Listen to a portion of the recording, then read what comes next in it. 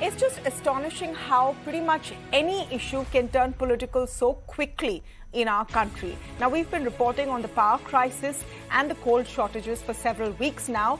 But yesterday, the Delhi power minister said he's written a letter to the central government over the coal shortages in the national capital and even said they have just 1 day supply of coal.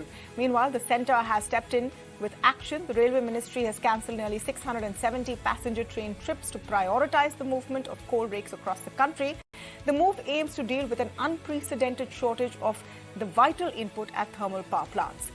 The political war of words, though, continues. Rahul Gandhi today said that the centre should stop running bulldozers of hatred and focus on power plants. Listen in, meanwhile, to some of the reactions. देश में 72,074 megawatt capacity के जो power plants है वो आज बंद है। क्यों? क्योंकि उनके पास कोयला नहीं है। ये मैं नहीं कह रहा, ये आधिकारिक डाटा है, आप कहीं भी इसको चेक कर सकते हैं। देश में 173 पावर प्लांट में से 106 पावर प्लांट के पास जितना कोयले का स्टॉक होना चाहिए उसका 25% से भी कम है। ये मैं नहीं कह रहा, ये भी आधिकारिक डाटा है। देश में जो कोयले की मांग जो प्रतिदिन 22 लाख टन है, सप्लाई मात्र 16 लाख टन हो रही है। क्यों हो रही है? ऐसी प्रॉब्लम नहीं है कि कोयला नहीं है, पर कोयले की माइन से लेके पावर स्टेशन तक भारत सरकार उस कोयले को नहीं पहुंचा पा रही, क्योंकि भारत सरकार की कोई गवर्नेंस का पूरे देश के अंदर कोयले की बहुत भयंकर कमी है और उसका सबसे बड़ा कारण है कि जो रेलवे के रैक हैं, जो ट्रेन्स होती हैं, वो अवेलेबिलिटी कम है और कोयले की कमी भी है। तो उसकी वजह से पूरे देश के अंदर जितने भी पावर प्लांट्स हैं उनके पास कोयले की बहुत गंभीर समस्या है। कोई बैकअप नहीं है, बिजली को स्टोर करके नहीं रखा जाता, बिजली डेली बनती है और बिजली के लिए जैसे कोयले से अगर बिजली बनती है तो कोयले का बैकअप होना चाहिए, जो कि नॉर्मल सर्कमस्टेंसेस में 21 दिन से ज़्यादा होना चाहिए। आज काफ़ी सारे प्लांट्स के ऊपर 1 दिन से भी कम का कोयला बचा है। All right, so the politics is on one side, but let's talk about what the issue really is. So the demand for power has increased and the heat wave we're experiencing is one of the key reasons why the power demand is at an all-time high. Now, to generate more power, you need more coal. There is a global shortage going on because of various geopolitical factors. The prices are high and that is why imports are also being hit. The stock is less. Another part of the puzzle, though, is the transportation of coal. Now, some experts believe we have enough coal, but we're not being efficient enough to getting it to the right places. And that is where the action has been announced today. So, passenger trains have actually been curtailed to allow for more transportation of coal. In fact, my colleague Samir is joining us with those details. The spike in the coal requirement due to the increased electricity demand has forced Indian Railways to cancel around 16 mail or express passenger trains on a daily routine in the past couple of weeks. And this entire exercise is being undertaken by Railway Ministry to provide extra paths for carrying of rakes and carrying of key ingredients to the power plants, that is coal. But what we are getting to know from our railway sources that the Railway Ministry has already notified to cancel 670 trips of these passenger trains till May 24th.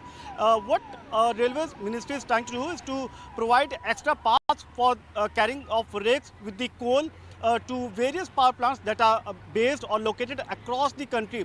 Along with this, Railway Ministry has also committed to provide more and more rakes. Currently, what the ministry has committed to provide beyond 400 rakes.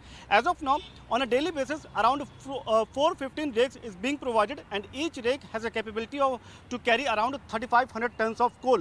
So what Railway Ministry is trying to do is to make the availability of coal to the power plants as much as possible.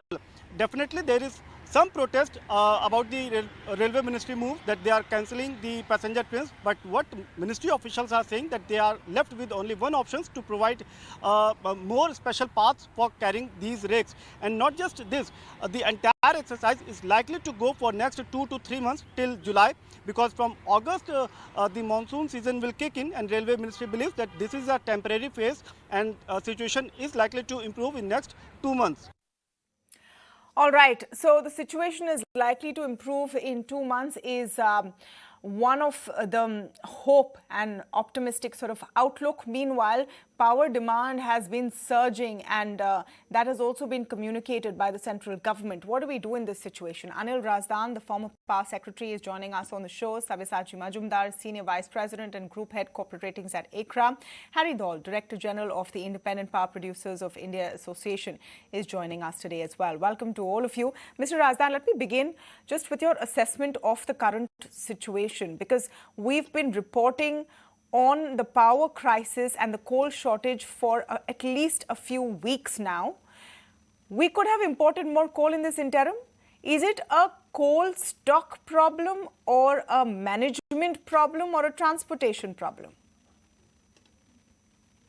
A combination of all these factors.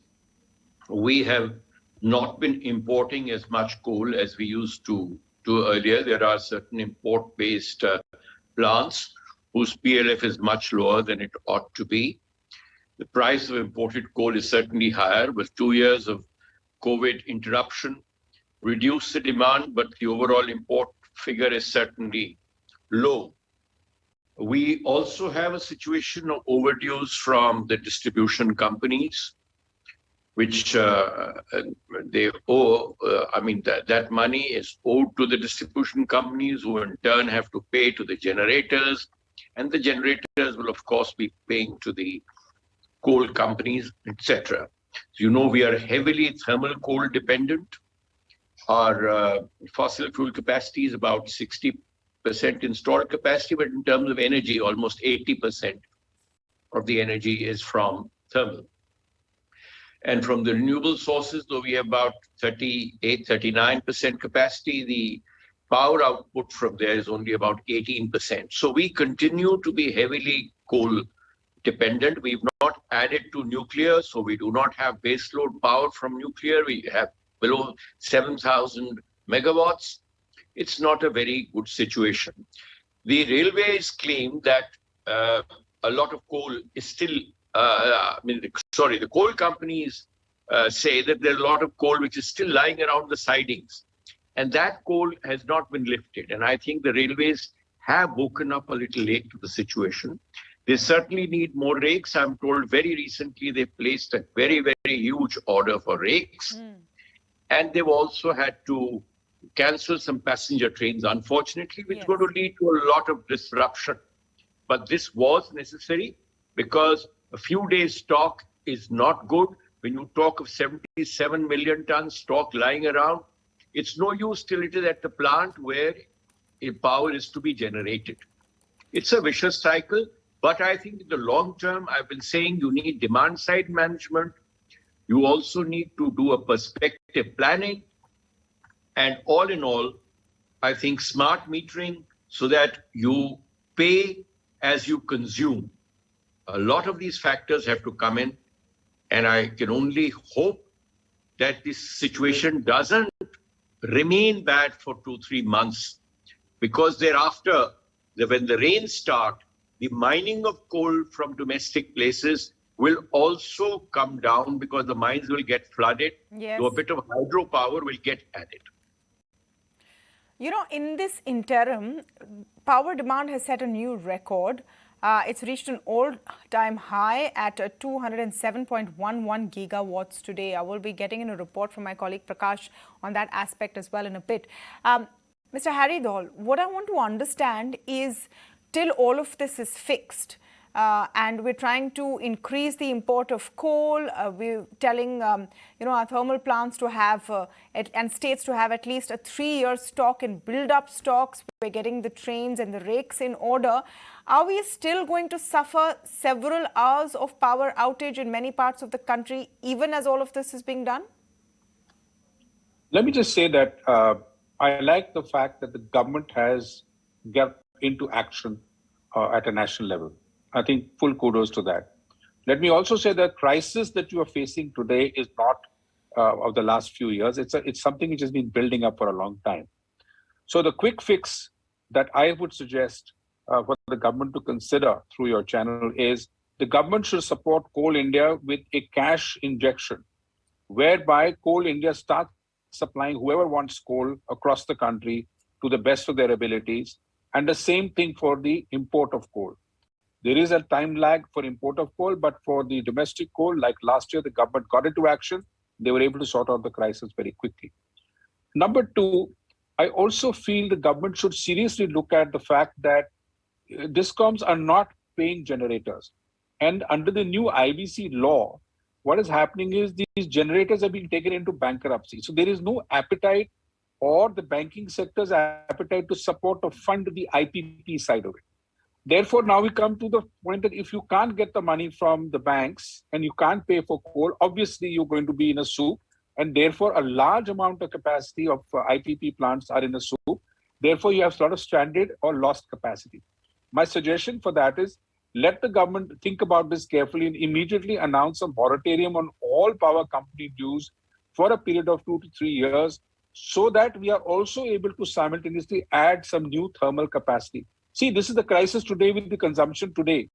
Imagine what's going to happen 2 years down the line. You can't just have renewable, waiting for the wind to start or for the sun to shine in the night or sun, and so on and so forth. Then come to the point, yes, we have a public sector undertaking called NTPC, which has signed MOUs of 48,000 megawatts in 2011 January. The question is, what has happened to that capacity? And NTPC is the largest generator in our country. So I think NTPC needs to get its act together and the government can put into place certain mechanisms where NTPC starts generating more power for the country. So these are the short-term fixes that the government should look at to resolve this crisis, not just for 2 months, 3 months, for the next at least 2 to 3 years, till we add more renewable and we add more thermal power projects. I want to just end by saying we got so excited about renewables. We as a country dependent on thermal energy of 70%, like China, are not paying any attention to adding capacity. And as Mr. Razdan said, we do need to set up capacity in nuclear, we need to expedite hydro, and we need to expedite thermal. Without thermal, we are in a soup. I agree. Without thermal, we are in a soup, and we have been, like a lot of the world, focusing on renewables, as we probably should. But in the interim, this crisis has continued. I want to understand from you, Mr. Majumdar, a question that I asked Mr. Razdan as well.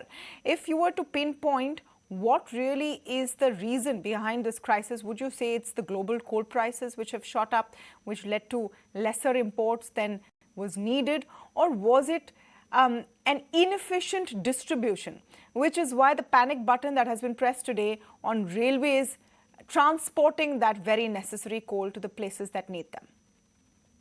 As I see it, it is more of a commercial and a financial issue rather than a technical issue. As you would be aware that the normative coal stocks which would be there with the generators is about 24 days. But as we see, the actual is somewhere less than around 7 to 8 to 9 days. Now, why is that happening? Because very little coal is available on credit, whether you purchase from the imports or whether you get it from the domestic source. Both the coal producer as well as the transporter, the logistics companies, whether it's the railways or road transport, everything has to be paid upfront. So if you have to keep a stock of 24 days, you also have to have the financial muscle to hold on to 24 days. But the real problem here is that most of the discoms in the country are running into deficit. And what do they do when they run into deficits? They cannot really afford to default on banks because they need the funding from them. So by default, they start stretching payments to the generating companies. So the generating companies don't have the cash flow or the working capital to basically stock up on the coal. Otherwise, what would have happened is that during the time where the demand is relatively lean, let's say during the winter months, they could have always stocked the coal. I mean, the coal is available. It's just that the prices are very high. For instance, in a normal year, we import almost 10% of our total thermal coal is imported. But last year in 21-22, because of the spiraling international coal prices, most of the just let me come in for a second. You said that it's a finance problem because someone has to eventually pay. Mr. Dhaul said a few minutes ago that the discoms are not paying. Why are the discoms not paying? Who at the end of this chain is not paying? Basically, you see what is happening. There are two reasons. See, overall, the discoms are running a deficit. Now, we don't have the combined financial position of all the discoms, but it can safely be assumed that the gap would be anywhere between at least 40 to 50 paisa. For every unit of power that they are purchasing, they're at least making a loss of 40 to 50 paisa. What are the reasons for that? Reason for that is multifold. One, the biggest reason of course is that the actual AT&C, the revenues and the tariffs for all discoms are based on certain norms regarding at what purchase you are going to purchase power, what is the total number of units you are going to supply and to what consumer, and what subsidy you are getting and what losses you are incurring. But what we are seeing is that the actual AT&C losses which are being incurred are much higher than what is allowed by the regulator by fixing the tariff. So that is one of the biggest reasons why there is a deficit. Secondly, the subsidy which is assessed for the various discoms based on the normative, mix of supplies to agriculture and the low-end domestic segment, we always see that there is a substantial amount of provision with respect to the gap which arises out of supply to these segments. And thirdly, even when there is a gap in the past, there is a process called true up, which is supposed to allow the discoms to recover all past, legitimate losses with the gap. So the truing process also gets inordinately delayed in many states.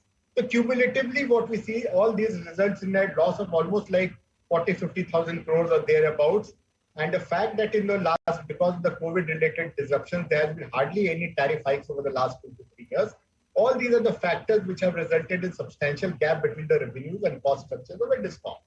And the net result is that there is a cumulative gap of more than 1 lakh crores of overdue payments to the generators. So that is basically the biggest issue. If these gaps were not there, most of the generating companies would have had enough financial muscle to have sourced coal either from imported source or from the domestic suppliers and kept relatively comfortable stock level.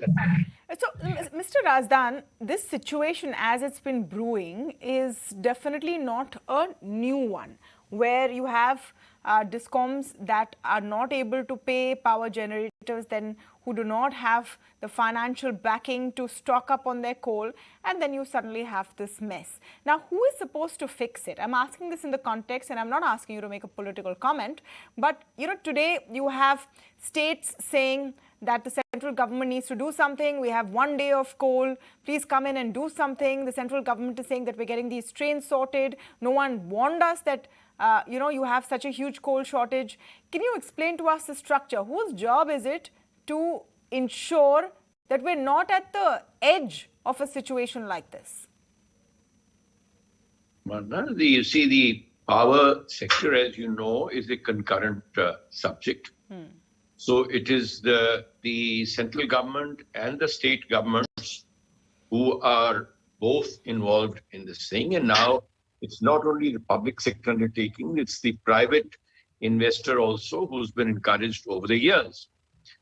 So and we have another instrument of administration now, the power regulator. The regulator fixes the tariff and sets the rules of the game.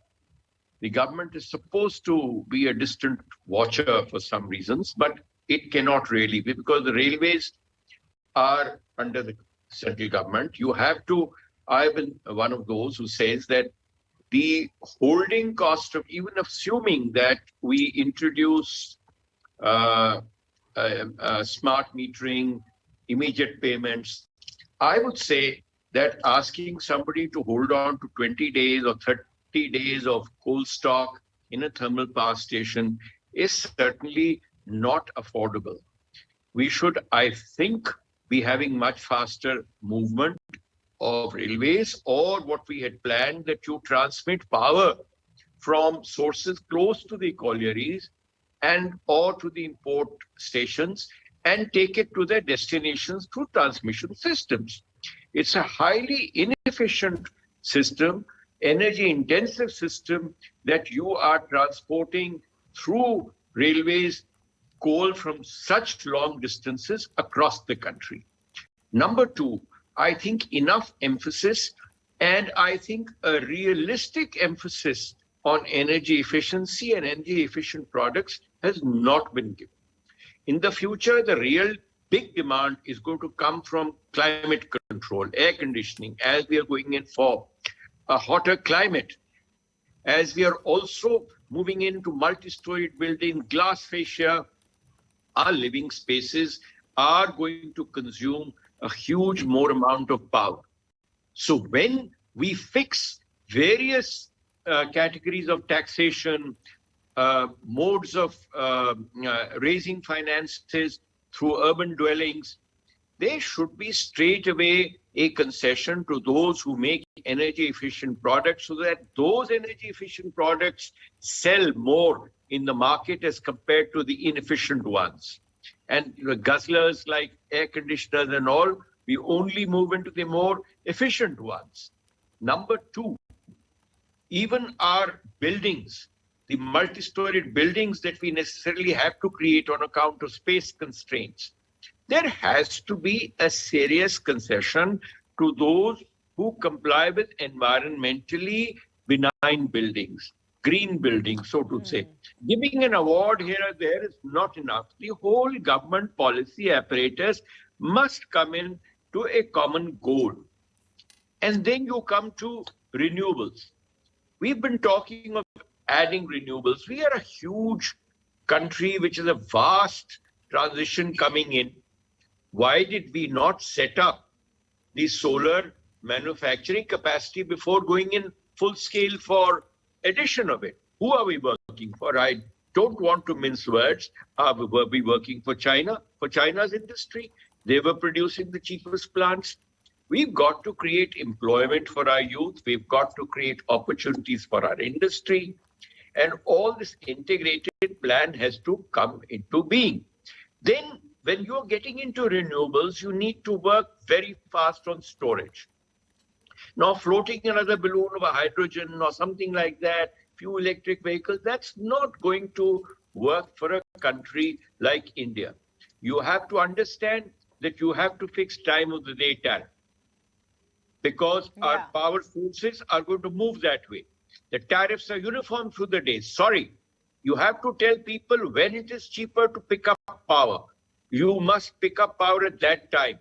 You must alter the office and commercial timings to daylight hours. Why must we begin our day at 10 o'clock? Why can't we begin at 6 o'clock or 6:30 in the morning and finish up by 2 o'clock?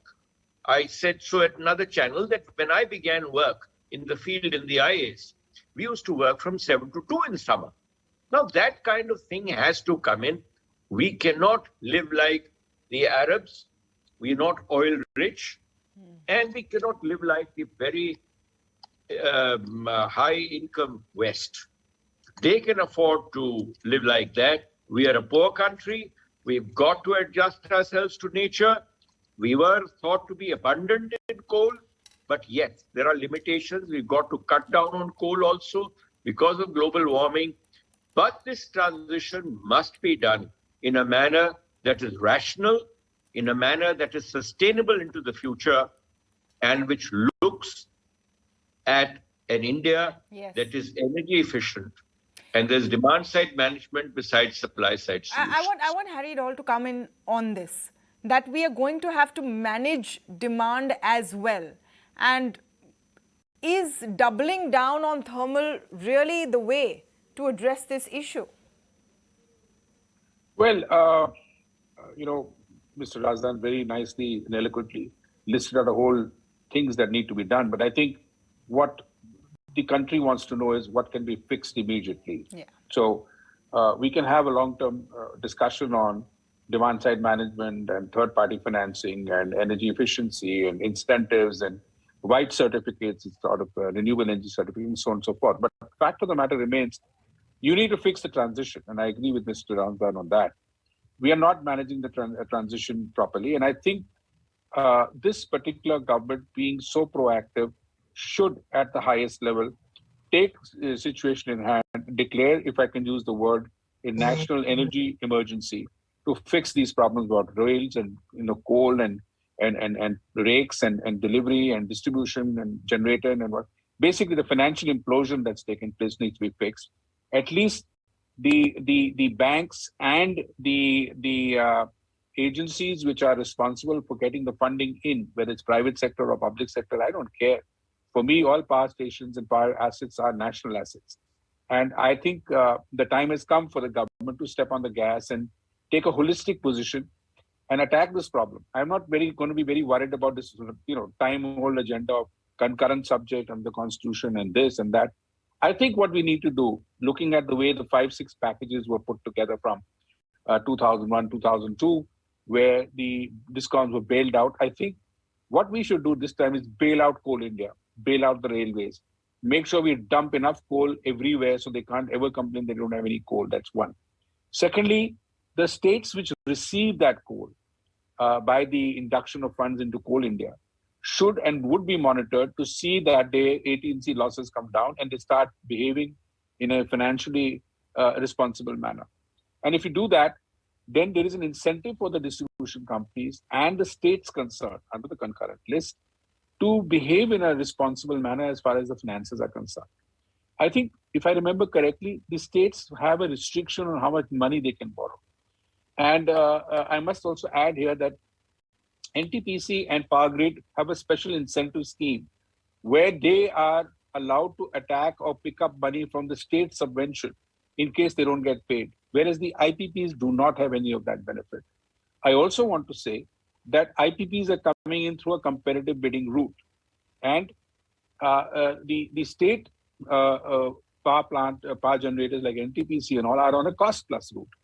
There are situations before this crisis that these power plants were not getting scheduled because their fixed charges were so high and the coal prices were so high. And somebody in the panel said very correctly that it's very difficult for state governments and particularly state discoms to manage these things without getting some support from the center. And I think the center should look at some kind of a national emergency to fix this problem in the short run. Yeah. Let's open up coal. Wherever it comes from, I don't care. Let it be given. Let the government fund it. And it can always recover the money from having a coal cess or whatever they want to put later on. It's far cheaper, far more efficient, and far quicker than waiting for this crisis to go on. I hope no one takes you up on that, Mr. Dhaul. We have too many cesses. So I hope not. But no. Well, you can have a cess for you. ET can fund it if you want. I don't have a problem with that. No more cess for the common viewer. I think I echo everyone saying we have enough cesses on the taxpayer. But I need to wrap this. But quick word from you, Mr. Majumdar, on solutions that we are talking about right now. Some long-term, some short-term ones have been talked about. What can be done immediately so that we ensure there's no power crisis? I mean, there may be politics behind it, but if a state government says that my metro and my hospitals may not have electricity, it's definitely a big warning sign. It can't be ignored. So, I mean, obviously for the long term, I think the solutions have already been, discussed by Mr. Dhaul and Mr. Razdan. We basically need to set our, discoms right. We need to have the discom financials in place, and also invest in demand side management and those kind of initiatives. But in the very short run, obviously, we need to try to, ramp up coal availability by, facilitating imports, by, if necessary, I mean, the government is already trying to improve coal rake availability. Plus, on top of that, if necessary, we need to look at road transportation also.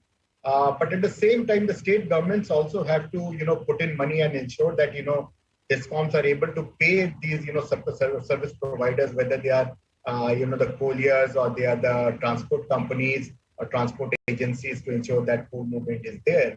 Then we have about 25,000 megawatt of gas plants which are almost lying idle.